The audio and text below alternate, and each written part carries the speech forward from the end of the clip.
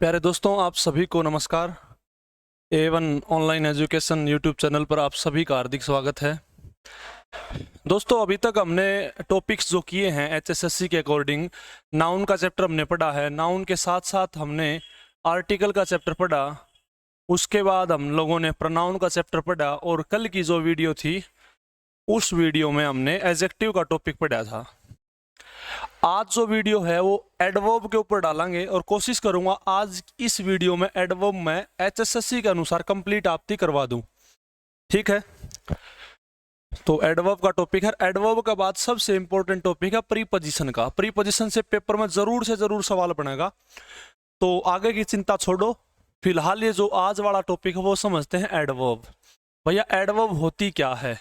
Adverb को हिंदी में बोलते हैं क्रिया विशेषण। क्या बोलेंगे? क्रिया विशेषण। एडवर्ब एक शब्द है जो क्वालिफाई करता है। किसको क्वालिफाई करता है? ये क्वालिफाई करता है एक एडजेक्टिव को, यानी एडजेक्टिव की विशेषता बताने वाले शब्द को एडवर्ब बोलते हैं। अब सवाल ये है, क्या एडवर्ब केवल एडजेक्टिव की विशेषता बताती है? ना भैया ना, ये एडजेक्टिव की नहीं, एडजेक्टिव के साथ साथ ये वर्ब की विशेषता भी बताती है। ये खुद एडवर्ब की विशेषता भी बताती है। समझ रहे हो? पूरे के पूरे सेंटेंस की विशेषता भी बताने का काम करती है। प्रीपोजिशन की भी विशेषता बताती है और एक कंजंक्शन की भी विशेषता बताती है।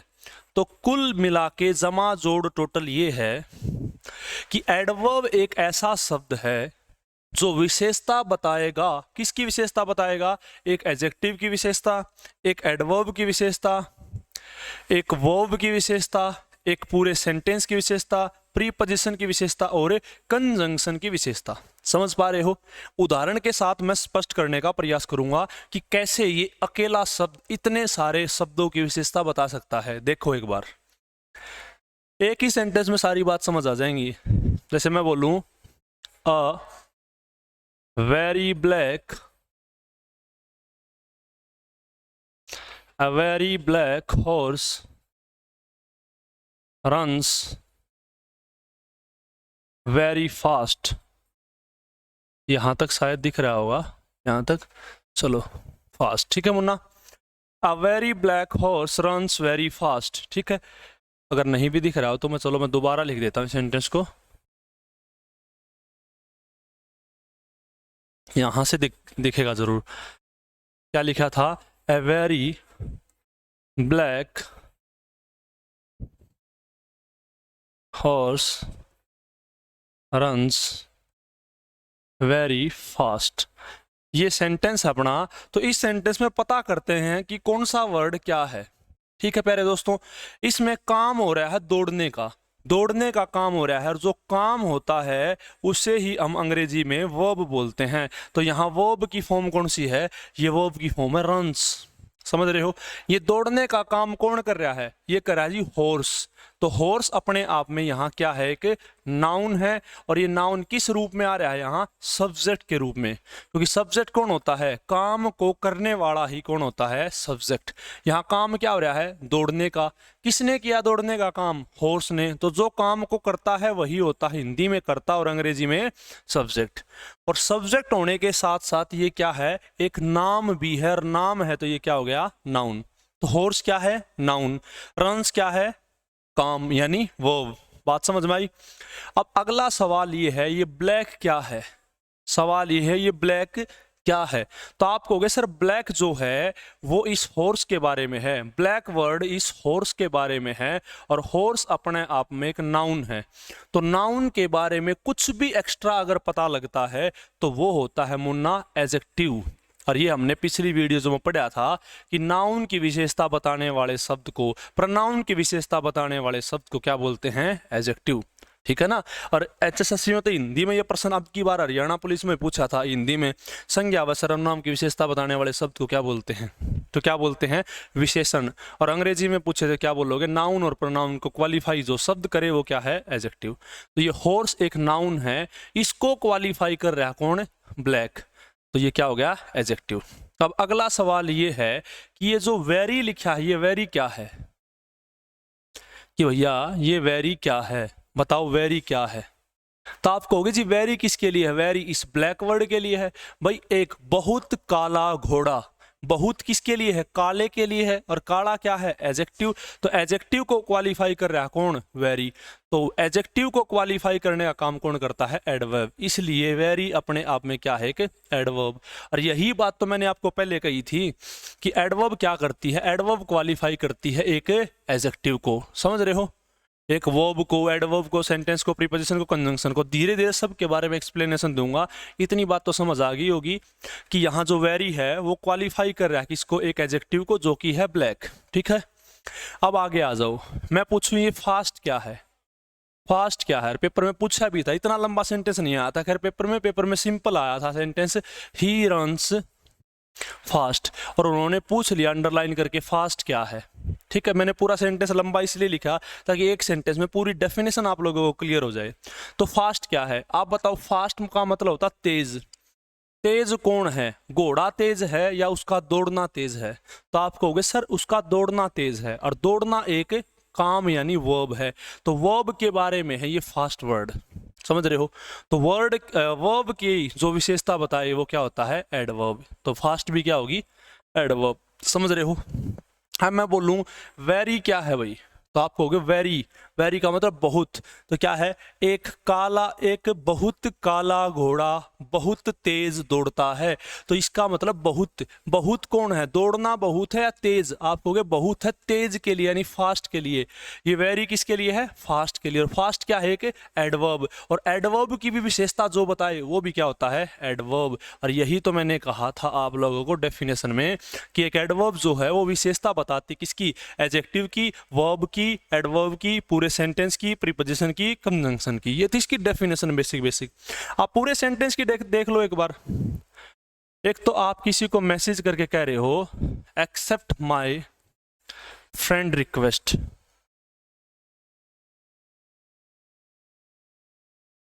एक्सेप्ट माय फ्रेंड रिक्वेस्ट कर, मेरी फ्रेंड रिक्वेस्ट स्वीकार कर लो।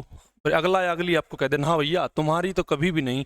फिर आप अगला मैसेज भेजो प्लीज, प्लीज कर लो ना। अब चांसेस बन सकते हैं। किसके कारण चांसेस बने हैं? इस प्लीज वर्ड के कारण। इस प्लीज वर्ड ने पूरा का पूरा सेंटेंस जो है उसकी बदल कर रख दिया है। तो सेंटेंस को भी प्रभावित किया है। तो सेंटेंस को प्रभावित करने वाला वर्ड भी क्या होता है? एडवर्ब। तो एडवर्ब की आशा करता हूं डेफिनेशन आप लोगों को समझ में आई होगी। एडवर्ब के यूज क्या क्या होते हैं वो बाद की बात है। फिलहाल एडवर्ब के टाइप्स आप पढ़ाएंगे। कुल मिलाकर 9 प्रकार की एडवर्ब्स होती हैं। एक एक करके हम पढ़ेंगे।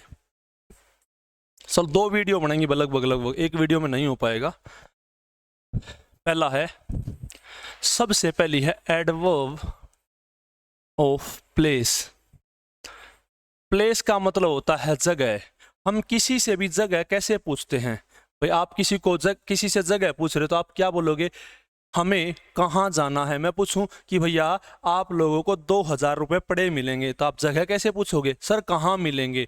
तो जो उत्तर दे किसका? कहाँ का। और कहाँ की अंग्रेजी होती है? वेयर। तो वेयर का उत्तर बनने वाले शब्द को ही क्या बोलते हैं हम? Adverb of place. बात समझ में आई? जैसे हेयर, देयर, इन, आउट या इनसाइड, आउटसाइड। और जरूरी नहीं है इन्हीं में से याद करना है। कोई भी शब्द हो जो उत्तर देता हो किसका? वेयर का। तो वेयर का उत्तर देते ही क्या हो जाएगा? Adverb of place. कैसे? जैसे मैं कह दूं राम वेंट टू स्कूल, और आपसे कोई पूछ ले भैया ये टू स्कूल क्या है, तो आप ऐसे देख के जवाब नहीं दे सकते। आप क्या बोलोगे? राम वेंट, राम गया था। कहाँ गया था? आप कहोगे स्कूल गया था। समझ रहे हो? स्कूल को गया था। तो ये टू स्कूल उत्तर बन रहा है किसका? कहाँ का। और कहाँ का उत्तर यानी वेयर का उत्तर बने तो यह क्या हो जाएगा? Adverb of place. इसीलिए क्या है? Adverb of place. जैसे एक बार पेपर में पूछा था, जैसे पूछ लिया सीता रीच्ड आगरा। ठीक है, आप अंडरलाइन कर दिया आगरा क्या है। तो आगरा तो कई बच्चे तो ये करके आ गए आगरा एक जगह का नाम है, और नाम है तो बिल्कुल नाउन है। नहीं भैया, नाउन की डेफिनेशन मैंने करवाई थी। वो शब्द नाउन है जो उत्तर देगा किसका? वट का, ऊ का और ऊम का। क्या ये वट हु हुम का उत्तर दे रहा है? आप कहोगे ना जी ना, बिल्कुल नहीं दे रहा। क्यों नहीं दे रहा? सीता रीच्ड, सीता पहुंच गई। कहां पहुंच गई थी सीता? आप कहोगे आगरा। तो ये उत्तर बन रहा है किसका? कहां का। ये जगह बता रहा है, उसकी पहुंचने की जगह है। कहां है वो जगह? आगरा। समझ रहे हो? तो जगह का उत्तर दे वो क्या है? Adverb of place. इतनी बेसिक सी बात समझ में आई होगी। सबसे पहली थी एडवर्ब ऑफ प्लेस, पिछाड़ लोगे एडवर्ब ऑफ प्लेस। ठीक है, दूसरे नंबर पे अपनी, दूसरे नंबर पे है Munna adverb of time. Number 2 पे है एडवर्ब ऑफ टाइम। सीधी सी बात, जो जगह बताए वो एडवर्ब ऑफ प्लेस, जो समय बताए वो एडवर्ब ऑफ टाइम, जो टाइम बताए एडवर्ब ऑफ टाइम। और टाइम कैसे पूछते हैं हम? कब, व्हेन से। व्हेन यानी कब से हम समय पूछते हैं। और जब हमें किसी से कब का उत्तर मिले तो वो क्या है? Adverb of time. जैसे यस्टरडे, जैसे टुमारो। समझ पा रहे हो? ये सब अपने आप में क्या है? Adverb of time. अभी एक बार एग्जांपल के साथ करके देख लो। जैसे मैंने को दूं, Ram sang this song on Sunday। अब पेपर में आ जाए पूछ ले ऑन संडे क्या है, तो पढ़े लिखे बच्चे हो, मैं आपसे पूछूं राम सैंग दिस सॉन्ग, राम ने इस गाने को गाया था, कब गाया था? आप कहोगे सर संडे को गाया था। तो ये ऑन संडे कुल मिलके किसका काम कर रहा है? एडवर्ब ऑफ टाइम का। क्यों कर रहा है एडवर्ब ऑफ टाइम का? क्योंकि ये उत्तर बनता है किसका? व्हेन का। तो व्हेन का उत्तर, कब का उत्तर बने, वो क्या होता है? Adverb of time. दूसरी एडवर्ब मैं आशा करता हूं समझ में आई होगी। अब चलते हैं तीसरे नंबर की पे। तीसरे नंबर की एडवर्ब है प्यारे साथियों, adverb of manner. Adverb of manner. Manner का मतलब होता तरीका, और किसी चीज का तरीका हम पूछते हैं कैसे। भाई कैसे होगा ये काम, तो ये तरीका ही तो पूछ रहे हो, कैसे। और कैसे की अंग्रेजी होती है हाउ। तो हाउ का उत्तर बने, उस शब्द को हम बोलते हैं एडवर्ब ऑफ मैनर, यानी मैनर बताने वाली एडवर्ब। तो मैनर बताने वाली एडवर्ब कैसे? देखो अभी देखो, मैं कह दूं कि आई टीच स्लो, मैं धीरे पढ़ाता हूं। ये मेरा क्या है? तरीका। स्लो क्या है? मेरा तरीका। और तरीके को ही क्या बोलते हैं? मैनर। तो स्लो अपने आप में क्या हो जाएगा? Adverb of manner. समझ गए बात? एक एग्जांपल और देख लो, मैं कह दूं राधा स्पीक्स, राधा बोलती है क्विकली, तेज। राधा तेज बोलती है। अब ये क्विकली वर्ड क्या है बताओ? क्विकली क्या है? मैं पूछूं राधा कैसे बोलती है, मैं पूछूं राधा कैसे बोलती है, तो आप कहोगे राधा तेज बोलती है। ठीक है ना? तो राधा तेज बोलती, तेज कौन है? उसका बोलना तेज है, तो वर्ब की खासियत है ये। तो एक बात तो श्योर होगी कि ये एडवर्ब है, लेकिन कौन सी एडवर्ब है ये? तेज बोलती, ये उसका तरीका है। और तरीके वाली एडवर्ब कौन सी होती है? Adverb of manner. तो क्या होगी ये? Adverb of manner. तो तीन समझ में आई होंगी, adverb of time, adverb of place, और तीसरी थी एडवर्ब ऑफ मैनर। अब चौथी पे चलांगे।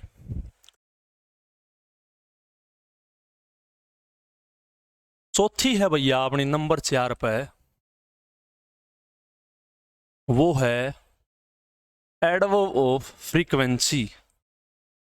एडवर्ब ऑफ फ्रीक्वेंसी चौथे नंबर की है, एडवर्ब ऑफ फ्रीक्वेंसी। फ्रीक्वेंसी आप लोगों ने बचपन में पढ़ी होगी, फ्रीक्वेंसी पढ़ी होगी साइंस में आपने। फ्रीक्वेंसी का मतलब होता है आवृत्ति। आवृत्ति, आवृत्ति का मतलब सब जानते हो कि नंबर ऑफ वाइब्रेशंस या number of oscillations per unit time. समझ पा रहे हो? कितने एक यूनिट टाइम में कितने ऑसिलेशंस हुए, कितने वाइब्रेशंस हुए, उस चीज को क्या बोलते हैं? फ्रीक्वेंसी। ठीक है, अब अपनी इंग्लिश की आराम सी आसान सी भाषा में समझते हैं, कौन सी चीज कितनी बार हुई उसी को फ्रीक्वेंसी बोलते हैं। कौन सी चीज कितनी बार हुई उसी को बोलते हैं फ्रीक्वेंसी। बात समझ में आई होगी? कौन सी चीज कितनी बार, तो कोई चीज कितनी बार हुई है इसी को बोलते हैं फ्रीक्वेंसी। और वो शब्द क्या बनेगा अपने आप में, एडवर्ब फ्रीक्वेंसी। कितनी बार को अंग्रेजी में हाउ ऑफन बोल लो, कोई दिक्कत नहीं है। समझ रहे हो, समझ में बात आई या नहीं आई? पक्का समझ आई होंगी। तो ये है एडवर्ब ऑफ फ्रीक्वेंसी। समझो कौन सी चीज कितनी बार हुई है। ठीक है, मान के चलो कोई चीज 100 में से 100 बार हुई है तो उसको बोलते हैं ऑलवेज, हमेशा हुई है।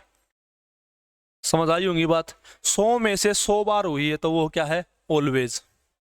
अब मान के चलो 100 में से 1 बार हुई है तो इसका मतलब बहुत कम, ना के बराबर हुई है, उसको बोलते हैं, यानी हम कई बार बोलते हैं ना मुश्किल से हुई है यार, मुश्किल से, तो उसको बोलते हैं hardly, scarcely,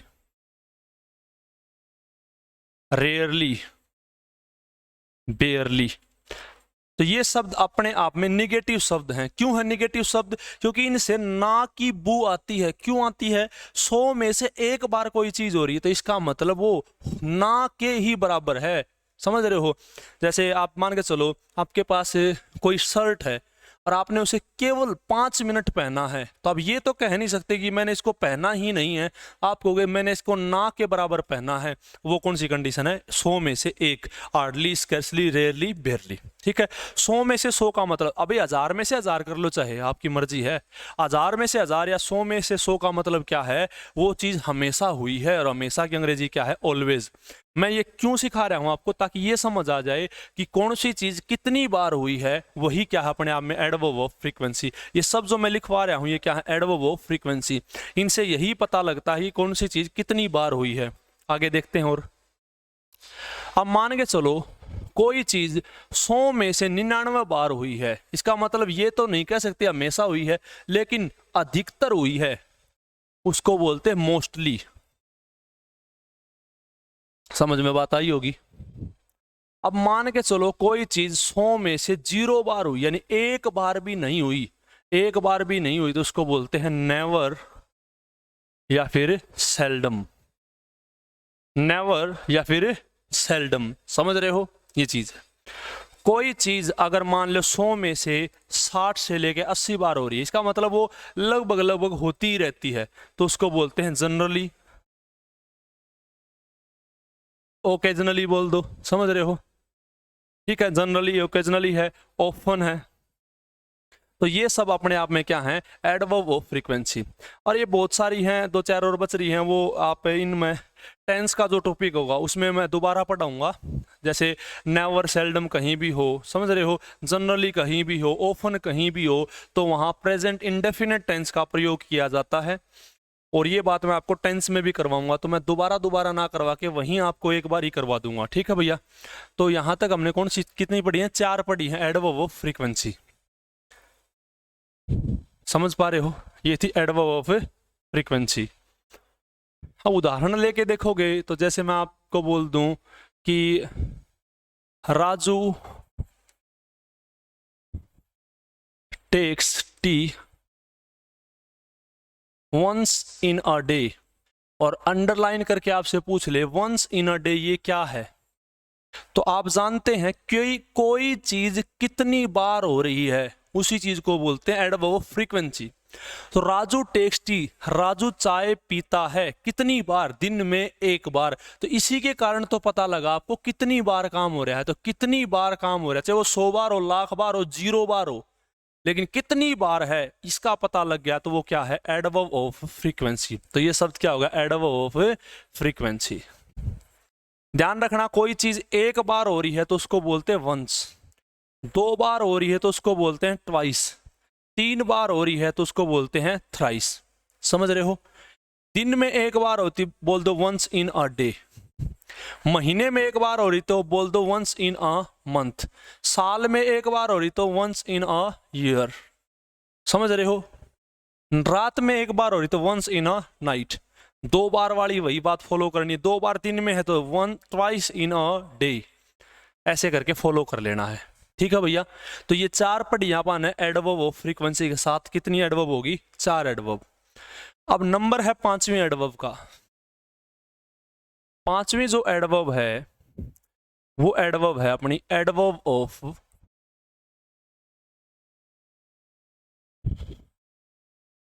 adverb of extent, adverb of extent, extent का मतलब होता है मात्रा।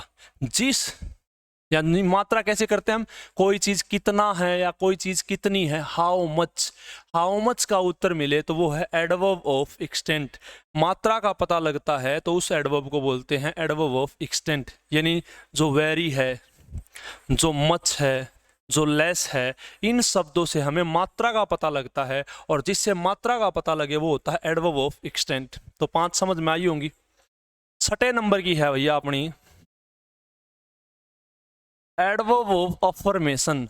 अफर्मेशन का मतलब होता आ भरना। तो जिन शब्दों से आ भरी जाती हो उन एडवर्ब्स को बोलते हैं एडवर्ब ऑफ अफर्मेशन। हाँ कैसे भरते हैं हम, यस बोल दो, यस, समझ रहे हो, ये, या, ऑफ कोर्स, इन सारे शब्दों से हाँ भरी जाती है। ऑफ कोर्स, वाई नॉट, क्यों नहीं, तो इन सारे शब्दों से हम हाँ भरते हैं, और ये सारे शब्द अपने आप में क्या हैं, एडवर्ब ऑफ अफर्मेशन। उदाहरण के तौर पे करके देख लो एक बार। जैसे मैं बोल दूं, आप किसी को बोल रहे हो कम इन, अंदर आ जाओ, एक तो ये वाक्य बोलो और एक आप ये बोलो यस कम इन, तो दोनों का मतलब एक है, लेकिन इस दूसरे सेंटेंस में यस आया है और इस यस ने पूरे के पूरे वाक्य यानी कम इन को प्रभावित किया। हर वाक्य को प्रभावित करे वो क्या है, एडवर्ब। तो यस क्या है, एक एडवर्ब। आ भर के प्रभावित किया है तो आ भरने वाली एडवर्ब यानी एडवर्ब ऑफ अफर्मेशन हो गई। ठीक है, तो ये आ भरने वाली एडवर्ब ऑफ अफर्मेशन। ठीक वैसे ही मना करने वाली एडवर्ब ऑफ निगेशन कितनी होगी, 6 होगी। तो 7वें नंबर की क्या है, 7वें नंबर की एडवर्ब है एडवर्ब ऑफ निगेशन। 7वें नंबर की एडवर्ब प्यारे साथियों एडवर्ब ऑफ निगेशन। इसे ना का बोध होगा, आ का बोध यस से हो रहा था, तो ना का बोध नो से होगा, नो है, नोट है, और नेवर वगैरह जो भी ना वाली लिखवाई थी सारी की सारी अपने आप में क्या है, एडवर्ब ऑफ निगेशन। ठीक है, उसके बाद 8वें नंबर पे है एडवर्ब ऑफ कंपैरिजन। जिससे कंपैरिजन का पता लगे, जिस एडवर्ब से कंपैरिजन का पता लगे वो होती है एडवर्ब ऑफ कंपैरिजन। समझ पा रहे हो, अगले पेज पे लिखते हैं एग्जांपल के साथ। जैसे अगर मैं आपसे कह दूं कि Ram was more powerful than Ravana, Ram was more powerful than Ravana. इसमें अगर आपसे पूछ लिया जाए कि मोर वर्ड क्या है, तो आप कहोगे सर मोर वर्ड से पहले एक बार ये जान लो पावरफुल क्या है। पावरफुल अपने आप में एक एडजेक्टिव है, और ये मोर जो वर्ड है वो इस एडजेक्टिव के लिए है, और जो वर्ड एडजेक्टिव के लिए होता है वो अपने आप में एडवर्ब होता है। यानी मोर अपने आप में क्या है, कि एडवर्ब है। बिल्कुल सही बात है, एडवर्ब है, लेकिन कैसी एडवर्ब है, ये कंपैरिजन वाली एडवर्ब है। क्यों है कंपैरिजन वाली, क्योंकि पावरफुल पॉजिटिव डिग्री है, पावरफुल को कंपैरेटिव डिग्री बनाया। समझो एक बार कि 3 डिग्रीज हैं, पॉजिटिव, कंपैरेटिव और सुपरलेटिव। पावरफुल कौन सी डिग्री है, पॉजिटिव डिग्री।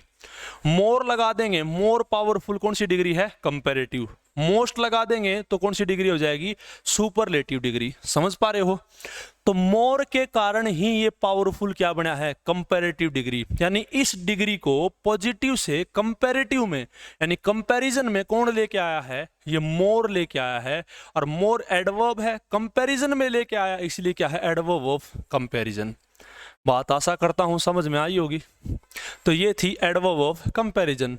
ठीक है, डेफिनेशन एक बेसिक जानकारी होनी जरूरी है, पेपर में आ जाए तो टिक कर देना, और बाकी नॉलेज अपने पास है तो एक्स्ट्रा नॉलेज में से कोई नुकसान तो है नहीं भैया। और आखिरी अपनी एडवर्ब है वो है एडवर्ब ऑफ इंटरोगेशन। तो जिन जिन शब्दों से आपने अब तक सवाल किया है उन सारे शब्दों को हम बोलते हैं एडवर्ब ऑफ इंटरोगेशन। जगह किससे पूछी, वेयर से। टाइम किससे पूछा, व्हेन से। तरीका किससे पूछा, हाउ से। फ्रीक्वेंसी किससे पूछी, हाउ ऑफन से। एक्सटेंट की मात्रा किसे पूछी, हाउ मच। तो ये सारे के सारे शब्द अपने आप में सवाल करने वाले हैं, और जिससे सवाल किया जाए उसको ही बोलते हैं एडवर्ब ऑफ इंटरोगेशन। तो कुल मिला के यहाँ तक हमने 9 प्रकार की एडवर्ब्स पढ़ी, उनकी डेफिनेशंस पढ़ी। अगली वीडियो में बचा हुआ थोड़ा पोर्शन और उसके बाद नेक्स्ट टॉपिक हम प्रारंभ करेंगे। आज के लिए इतना। सभी साथी एक बार अच्छी लगे तो वीडियो शेयर कर दिया करो, और जय हिंद जय भारत।